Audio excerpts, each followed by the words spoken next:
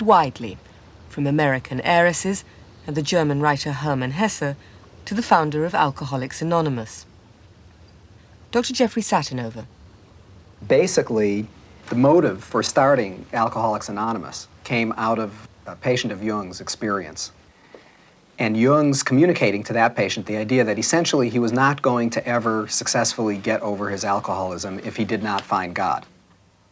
The official history of Alcoholics Anonymous traces the group's origins to Jung's diagnosis of the incurable alcoholic known only as Roland H. His craving for alcohol was the equivalent on a low level of the spiritual thirst of our being for wholeness, expressed in medieval language, the union with God. What people seek in addictive experience is something which in and of itself is normal. That is to say, the craving is normal.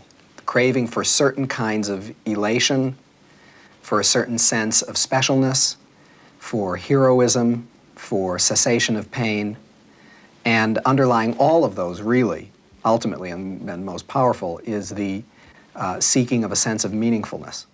Dr. Jeffrey Satinover has established a clinic specializing in senility and Alzheimer's disease and addiction to drugs and alcohol. You've seen some of the early signs of it already. The therapy goes beyond the alcoholic or senile patient to include other family members. What we hope an individual will gain from the psychotherapeutic dimension of substance abuse treatment is a way of finding meaning in their lives again. Because, as Jung correctly recognized, ultimately the key motivating factor in the beginning of an addiction is the seeking of spirit. When Roland H. first arrived in his consulting room, Jung told him that unless he could find a way to a religious or spiritual experience, his addiction was incurable. You see, alcohol in Latin is spiritus, and you use the same word for the highest religious experience as well as for the most depraving poison.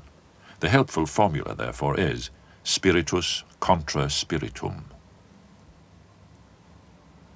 Dionysus was not the god of drunkenness. He was the god of ecstatic vision.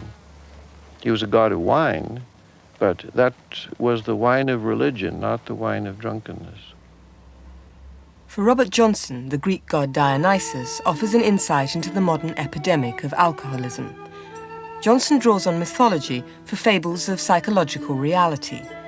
His latest book considers the gods of antiquity and our universal need for emotional highs, or ecstasy. It is basic, and if we don't get our ecstasy, which is an archetypal quality, in a legitimate way, we will get it in an illegitimate way, which accounts for much of the chaos of this culture now. We have to have an ecstatic dimension of our life.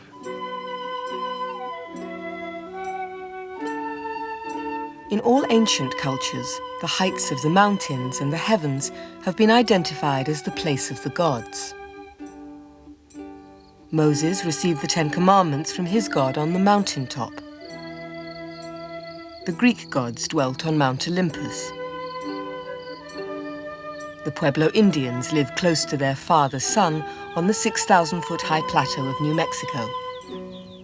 The metaphor of height applied to a mental state is universal.